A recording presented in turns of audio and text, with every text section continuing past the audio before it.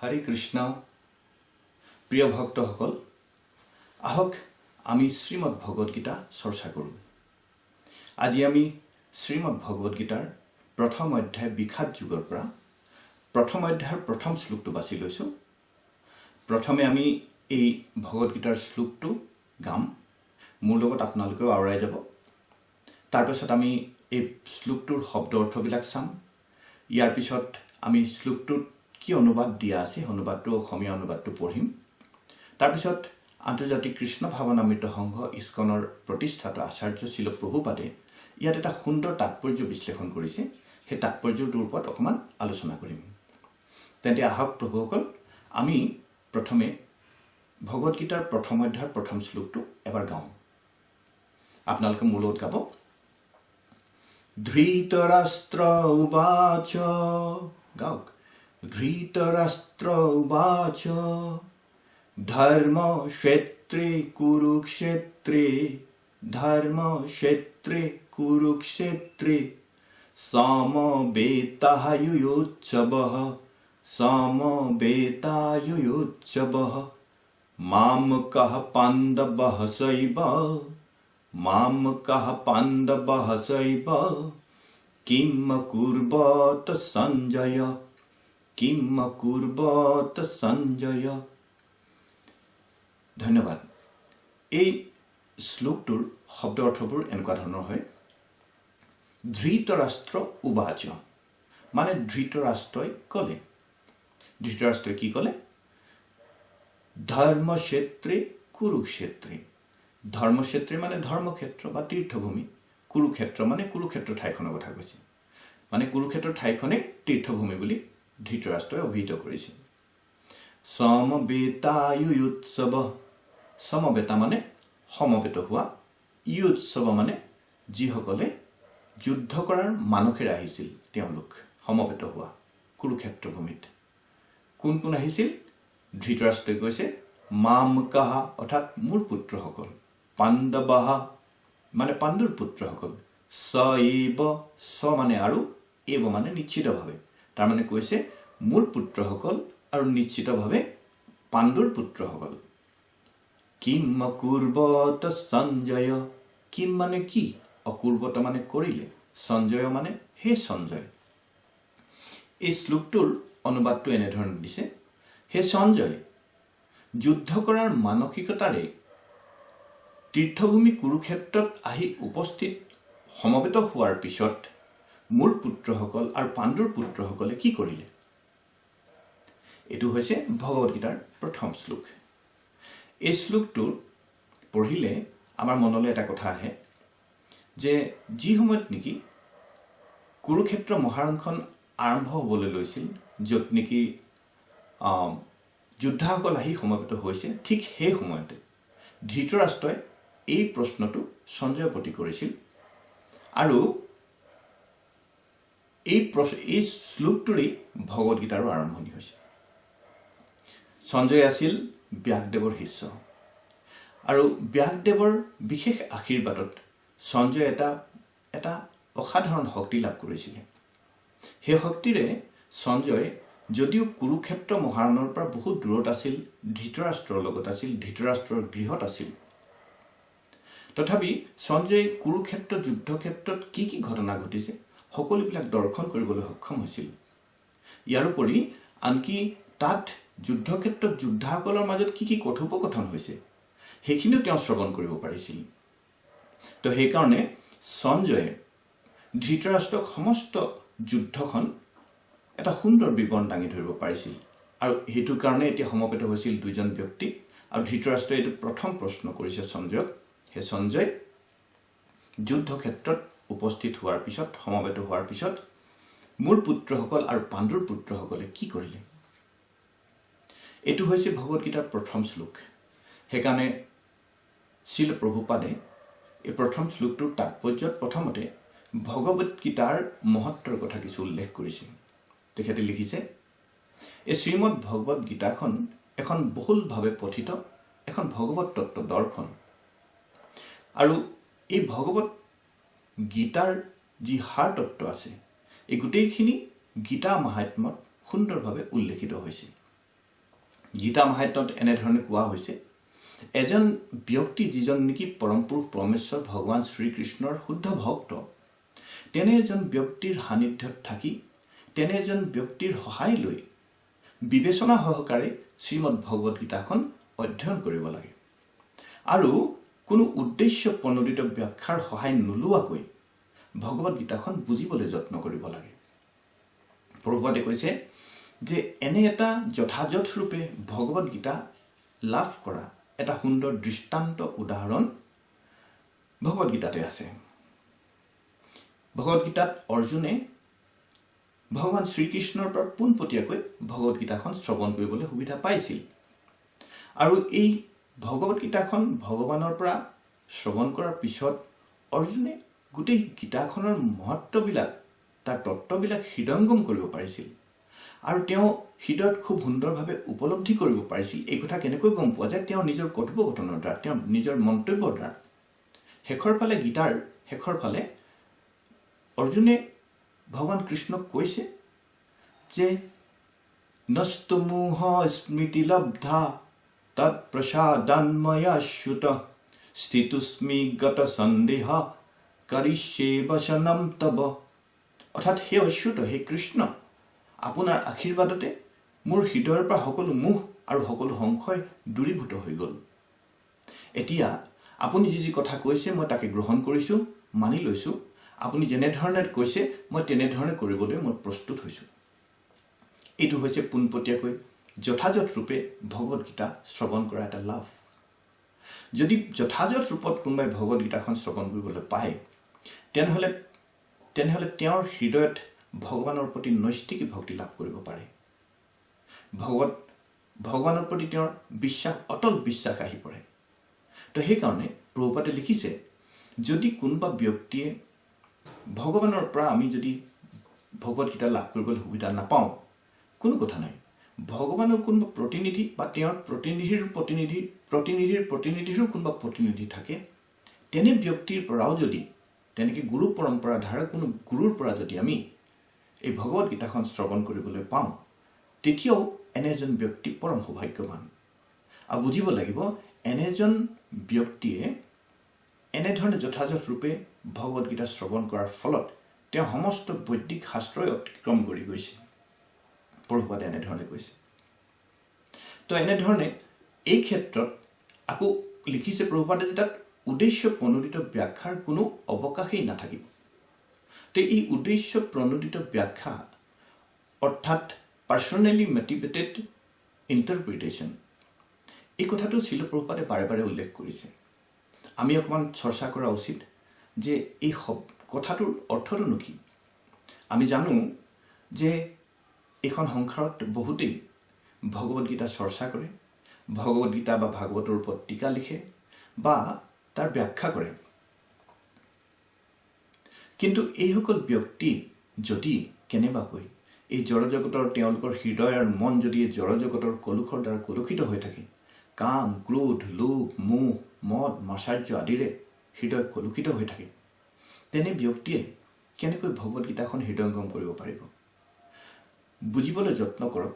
যদি কোনো ব্যক্তিয়ে তেওঁৰ হৃদয়ত এই জড়জগতৰ ভোগ কৰা অনেক কামনা বাসনা থাকে আৰু সেই কামনা বাসনা চাৰিতাৰ্থ কৰিব নোৱাৰিলে, সম্পন্ন কৰিব নোৱাৰিলে, তেওঁ যদি মাজে মাজে ক্ৰোধিত হৈ পৰে আৰু তেওঁৰ যদি মান, যশ, প্ৰতিষ্ঠাৰ প্ৰতি বা এই জড়জগতৰ ধন আৰু সম্পদৰ প্ৰতি কিবা লোভ থাকে আৰু যথাৰ্থ আত্মতত্ত্ব বিজ্ঞান যদি তেওঁ লাভ কৰিব নোৱাৰাৰ ফলত নিজৰ প্ৰকৃত পৰিচয়টো চিনি নাপায় আৰু এই শৰীৰটোৱে মোৰ প্ৰকৃত পৰিচয় বুলি ভাবি এই শৰীৰটোৰ লগত সম্বন্ধযুক্ত যিমান ব্যক্তি, মনুষ্য জীৱ আছে এই সংসাৰত আৰু এই শৰীৰটোৰ লগত সম্বন্ধ যিমান বস্তু আছে সেইবিলাকে মই, মোৰ বুলি ভাবে আৰু বিভ্ৰান্ত হৈ মোহিত হৈ থাকে, তেনে এজন ব্যক্তি। আৰু যিসকল ব্যক্তি গৰ্ব আৰু অহংকাৰত গৰ্বিত হৈ থাকে, দৰ্প অহংকাৰত গৰ্বিত হৈ থাকে আৰু তেনে ব্যক্তি যদি ঈৰ্ষাপৰায়ণ হয়, পৰশ্ৰীকাতৰ হয়, এই সমস্ত জড়জগতৰ কলুষবিলাক যদি কাৰোবাৰ হৃদয়ত থাকে, তেন্তে তেনে এজন ব্যক্তিয়ে কেনেকৈ গীতা আৰু ভাগৱতৰ বাণী হৃদয়ংগম কৰিব পাৰিব? ব্যাখ্যা কৰাটো দূৰৰে কথা। ইয়াৰ উপৰি আমাৰ বদ্ধ জীৱন জগতত বদ্ধ জীৱবিলাকৰ 4টা ত্ৰুটিটো থাকেই। ভ্ৰম, প্ৰমাদ, বিপ্ৰলিপ্সা, কৰণপাদৱ, এই 4টা ত্ৰুটি সকলোৰে থাকে। ভ্ৰম মানে হৈছে যে আমাৰ ভুল হ'ব পাৰে, ভ্ৰম হয়, ভুল হয়। প্ৰমাদ মানে হৈছে আমি জড়জগত মায়াৰ দ্বাৰা মোহিত হৈ থাকোঁ।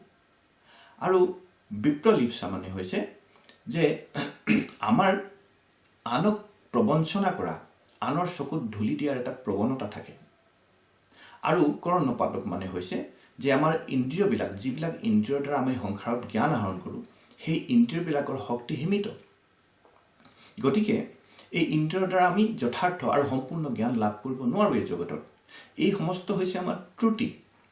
এই ত্ৰুটিবিলাক যদি থাকে, সমস্ত জড়কলোকবিলাক যদি আমাৰ হৃদয়ত পৰিপূৰ্ণ হৈ থাকে, তেতিয়াহ'লে এনে এজন ব্যক্তিয়ে কেনেকৈনো শ্ৰীমদ ভগৱদ গীতা, শ্ৰীমদ ভাগৱতৰ ব্যাখ্যা দাঙি ধৰিব পাৰিব সুন্দৰভাৱে, যথাযথ ৰূপত। গতিকে এনেধৰণৰ ব্যক্তিয়ে যদি কেনেবাকৈ ব্যাখ্যা দিয়ে, বৰ্ণনা কৰে, টীকা লিখে বা প্ৰবচন দিয়ে, তেতিয়াহ'লে তেওঁলোকে নিজে যি বুজিছে, নিজৰ যি অনুভৱ, নিজৰ যি উপলব্ধি, সীমিত জ্ঞানেৰে মনে ৰচনা কৰা কিছুমান কল্পনা জল্পনাৰ কথাও তেওঁলোকে ভগৱদ গীতাৰ প্ৰবচনৰ লগত সান মিহলি কৰি দিয়ে। গতিকে বুজিব লাগিব যে এনেধৰণৰ এটা কথা যে ভগৱানৰ যি অমৃতময় বাণী, তাৰ লগত যেন তেওঁ নিজৰ মন্তব্যবিলাক দি পেলাই অমৃতৰ লগত বিষহে মিহলাই দিছে। আৰু সাধাৰণ সৰল চিতীয়া লোকসকলে যেতিয়া এনে কথাবিলাক শ্ৰৱণ কৰে, তেতিয়া তেওঁলোকে দুৰ্ভাগ্যবশতঃ বুজিব নোৱাৰে যে তেওঁলোকে অমৃতৰ লগত বিষ উপান কৰিবলগীয়া হৈছে। শ্ৰীল প্ৰভুপাদে সেইকাৰণে কৈছে, এই ধৰণৰ টীকা, এই ধৰণৰ প্ৰবচন, এই ধৰণৰ ব্যাখ্যা, এই সকলোবিলাক হৈছে উদ্দেশ্য প্ৰণোদিত ব্যাখ্যা বা পাৰ্চনেলি মটিভেটেড ইণ্টাৰপ্ৰিটেশ্যন। সেইকাৰণে প্ৰভুপাদে বাৰে বাৰে উল্লেখ কৰিছে যে এই ধৰণৰ উদ্দেশ্য প্ৰণোদিত ব্যাখ্যাৰ পৰা আঁতৰত থাকি যথাযথ ৰূপত ভগৱানৰ এই ভগৱদ গীতাখন বুজিবলৈ যত্ন কৰিব লাগে। আৰু যদি কোনোবাই এনেকৈ বুজিব পাৰিছে, লাভ কৰিব পাৰিছে, তেওঁ সমস্ত বৈদিক শাস্ত্ৰ অতিক্ৰম কৰিব পাৰিছে। সকলো বৈদিক শাস্ত্ৰত বহুত কথা আছে আৰু সেই সকলোবিলাক কথাই ভগৱদ গীতাত পোৱা যায়। আৰু পাঠকে এই ভগৱদ গীতাত এনেধৰণৰ কিছুমান কথাও পাব যিবিলাক নেকি অন্য কোনো শাস্ত্ৰতে পোৱা নাযায়। আৰু এইটো কথাই ভগৱদ গীতাৰ এটা বিশিষ্ট মৰ্যাদা আনি দিছে। এই ভগৱদ গীতাখন এখন সৰ্বাংগ সুন্দৰ ভগৱত তত্ত্ব দৰ্শন, কিয়নো পৰম পুৰুষ পৰমেশ্বৰ ভগৱান শ্ৰীকৃষ্ণৰ শ্ৰীমুখ নিশ্চিত বাণী এখন। সেইবাবে এই ভগৱদ গীতাখনক সমস্ত বৈদিক শাস্ত্ৰৰ সাৰ বুলিও কোৱা হয়। যিয়ে নহওক, প্ৰভুপাদে কৈছে যে ইতিহাসে ঢুকি নোপোৱা দিনৰে পৰা এই কুৰুক্ষেত্ৰ ভূমিখনক এখন ধৰ্মভূমি বুলি কৈ অহা হৈছে, ধৰ্মক্ষেত্ৰ বুলি, তীৰ্থভূমি বুলি। ইয়াৰ কাৰণ হৈছে অতীজৰে পৰা মহান মহান ঋষিমুনিসকলে এই কুৰুক্ষেত্ৰতে তেওঁলোকৰ বিভিন্ন ধৰণৰ আধ্যাত্মিক কাৰ্যকলাপবিলাক সম্পাদিত কৰি আহিছে। সেইবাবেই এই ঠাইখন এখন তীৰ্থভূমি নামে, ধৰ্মক্ষেত্ৰ নামে প্ৰসিদ্ধ। আজি বৰ্তমান শ্লোকটোত ধৃতৰাষ্ট্ৰই এই কুৰুক্ষেত্ৰৰ কথা উল্লেখ কৰিবলৈ যোৱাৰ আগতে প্ৰথমে ধৰ্মক্ষেত্ৰই কুৰুক্ষেত্ৰ বুলি উল্লেখ কৰিছে। এই কুৰুক্ষেত্ৰখনক ধৰ্মক্ষেত্ৰ বুলি উল্লেখ কৰিছে। তো ধৃতৰাষ্ট্ৰই কিয় ধৰ্মক্ষেত্ৰ বুলি উল্লেখ কৰিলে? ধৃতৰাষ্ট্ৰ নিজে ইমান ধাৰ্মিক নাছিল। তেওঁ যিবিলাক কাৰ্যকলাপ আমি পাইছোঁ, সেই গোটেইবিলাক কাৰ্যকলাপ অধাৰ্মিক। তেন্তে কুৰুক্ষেত্ৰখনৰ কথা ক'বলৈ যাওঁতে ধৰ্মক্ষেত্ৰ বুলি কোৱাৰ উদ্দেশ্য কি, তাৰ তাৎপৰ্য কি? শ্ৰীল প্ৰভুপাদে এইখিনি কথা আমাক বুজাই দিছে শ্ৰীমদ ভগৱদ গীতাৰ তাৎপৰ্য। তো আচলতে ধৰ্মক্ষেত্ৰ বুলি তেওঁ এইকাৰণে কৈছে যে তেওঁ ধৰ্মক্ষেত্ৰ বুলি জানে। আৰু যিহেতু তেওঁ জানে যে এইখন এখন ধৰ্মক্ষেত্ৰ হয়, তীৰ্থভূমি হয়, গতিকে তেওঁ এইটো কথাও উপলব্ধি কৰিব পাৰিছে যে এই ধৰ্মভূমিখনৰ এই যুদ্ধখনৰ ওপৰত এটা সুপ্ৰভাৱ পৰিব। আৰু এই সুপ্ৰভাৱটো তেওঁ এটা শংকিত হৈছে, তেওঁ মনত এটা শংকা উৎপন্ন হৈছে। তেওঁ ভাবিছে যে এই যুদ্ধক্ষেত্ৰৰ এই সুপ্ৰভাৱটো পাণ্ডুৰ ধাৰ্মিক পুত্ৰসকলৰ ওপৰত পৰিব পাৰে নেকি? আৰু যদি তেনে হয়, তেতিয়াহ'লে ধৃতৰাষ্ট্ৰৰ দুৰ্যোধন আদি ধৃতৰাষ্ট্ৰৰ পুত্ৰসকলে যুদ্ধত জয়লাভ কৰিব পাৰিব নে নোৱাৰিব, সেইটো এটা শংকা তেওঁৰ মনত আহিছে। আকৌ দ্বিতীয়তে তেওঁ ভাবিছে যে এই যুদ্ধক্ষেত্ৰখনলৈ সমবেত হোৱাৰ পিছত পাণ্ডুসকল আৰু কৌৰৱ সন্তানসকল এই যুদ্ধক্ষেত্ৰৰ ধৰ্মক্ষেত্ৰৰ সুপ্ৰভাৱৰ ফলত দুৰ্যোধনৰ মনটো সাল সলনি হৈ নাযায়তো। দুৰ্যোধনৰ মনলৈ যদি সদয় ভাৱ আহে আৰু তেওঁ যদি পাণ্ডুৰ পুত্ৰসকলৰ লগত কিবা বুজাপৰালৈ আহে আৰু যুদ্ধ নকৰোঁ বুলি ঘোষণা কৰে, সেইটো কেনেকুৱা কথা হ'ব? ধৃতৰাষ্ট্ৰই সেইটো বিচৰা নাই। ধৃতৰাষ্ট্ৰই যুদ্ধ হোৱাটোকে বিচাৰিছে। সেইকাৰণে এই সংশয়টো মনলৈ বাৰে বাৰে আহিছে কাৰণে তেওঁ সেই ধৰ্মক্ষেত্ৰ কুৰুক্ষেত্ৰ বুলি আৰম্ভ কৰিছে শ্লোকটো। ইয়াৰোপৰি ধৃতৰাষ্ট্ৰই আকৌ এটা কথা কৈছে, মামকাহ পাণ্ডৱা, মোৰ পুত্ৰসকল আৰু পাণ্ডুৰ পুত্ৰসকল। মোৰ পুত্ৰসকল আৰু পাণ্ডুৰ পুত্ৰসকল বুলি যেতিয়া কৈছে, তেওঁ এই দুই সন্তানক ভাগ কৰি দেখুৱাইছে, দুটা সম্পূৰ্ণ পৃথক ভাগ কৰি দেখুৱাইছে, পৃথক পৃথক। মোৰ পুত্ৰসকল বুলি কওঁতে তেওঁ ভাবিছে যে মই যিহেতু ৰজা, মোৰ পুত্ৰসকল ৰজাঘৰীয়া পুত্ৰ আৰু এওঁ কুৰু বংশৰ সন্তান। কিন্তু পাণ্ডুৰ পুত্ৰ বুলি আকৌ তেওঁলোকক কওঁতে তেওঁলোকক যেন তেওঁ মনেৰে এঘৰীয়াই কৰি থৈ দিছে। গতিকে এই তেওঁৰ সংকীৰ্ণ মনোভাৱটো ইয়াত প্ৰকাশ পাইছে যেতিয়া মোৰ পুত্ৰ আৰু পাণ্ডুৰ পুত্ৰসকল বুলি কৈছে। আৰু অৱশেষত এই শ্লোকটোত কিম মকুৰ্বত সঞ্জয়, আকৌ তেওঁ প্ৰশ্ন কৰিছে যে তেওঁলোকে কি কৰিলে? ধৃতৰাষ্ট্ৰই নিজে প্ৰথমে ক'লে যে তেওঁলোকে যুদ্ধ কৰাৰ মানসেৰে আহি তাত সমবেত হৈছে। যুদ্ধ কৰাৰ মানসেৰে আহি দুটা পক্ষ যদি তাত সমবেত হৈছে, তেওঁলোকে কি কৰিব? যুদ্ধই কৰিব। কিন্তু তথাপিতো তেওঁ প্ৰশ্ন কৰিছে যে তেওঁলোকে কি কৰিলে। তাৰমানে তেওঁৰ মনত এটা সংশয় হৈছে যে এই যুদ্ধৰ ক্ষেত্ৰৰ যিটো ধৰ্মক্ষেত্ৰৰ যিটো শুভ প্ৰভাৱ, এই শুভ প্ৰভাৱত পৰি পেলাই এই ঘটনাবিলাক নঘটেতো। যদি পাণ্ডুসকলে সেই শক্তিটো লাভ কৰে, তেতিয়া কৌৰৱসকল জিকিব নোৱাৰিব। আৰু যদি সেই শক্তিটো কৌৰৱসকলৰ ওপৰত পৰে, সেই শুভ প্ৰভাৱটো, তেতিয়া কৌৰৱসকলে পাণ্ডৱসকলৰ লগত বুজাপৰাত আহিব। গতিকে এই ধৰণৰ বিভিন্ন ধৰণৰ সংশয় আৰু সংকীৰ্ণ মানসিকতা লৈ ধৃতৰাষ্ট্ৰই সঞ্জয়ক এই প্ৰশ্নটো কৰিছে। কৈছে যে যুদ্ধক্ষেত্ৰ,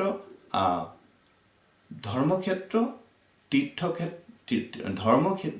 ধৰ্মক্ষেত্ৰে কুৰুক্ষেত্ৰে সমবেতা, ইয়াত ধৰ্মক্ষেত্ৰত কুৰুক্ষেত্ৰত সমবেত হোৱা মোৰ পুত্ৰসকল আৰু পাণ্ডুৰ পুত্ৰসকলে গৈ কি কৰিলে তেওঁ এটা জানিবৰ ইচ্ছা কৰিছে, আগ্ৰহ হৈছে তেওঁলোকে কি কৰিলে।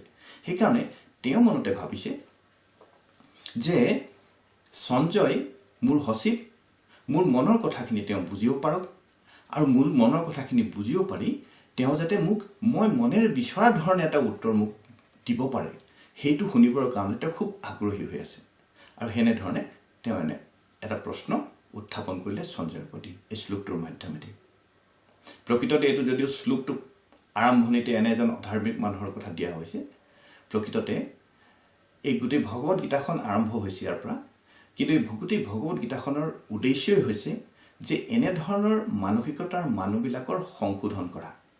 আৰু সেইকাৰণে সম্ভৱতঃ ব্যাসদেৱেও এই ব্যক্তিজনৰ প্ৰশ্নটোৱে প্ৰথমে ভগৱত গীতাত দি পেলাই এই ভগৱত গীতাখন আৰম্ভ কৰিছে। সেইকাৰণে আশা কৰিছোঁ আপোনালোকে শ্ৰীল প্ৰভুপাদে দিয়া সুন্দৰ তাৎপৰ্যৰ যি ভাৱাৰ্থ, এই শ্লোকটোৰ যি ভাৱাৰ্থ সুন্দৰভাৱে আগবঢ়াইছে, সেইখিনি শুনি ভাল পালে। আৰু আমি ভৱিষ্যতেও আপোনালোকৰ মাজলৈ এনেকৈ ধৰণে আহিম আৰু এনেকৈ ধৰণে ভগৱত গীতাৰ আমি চৰ্চা কৰিম। আজিলৈ তেন্তে মই বিদায় মাগিছোঁ। ধন্যবাদ। হৰে কৃষ্ণ।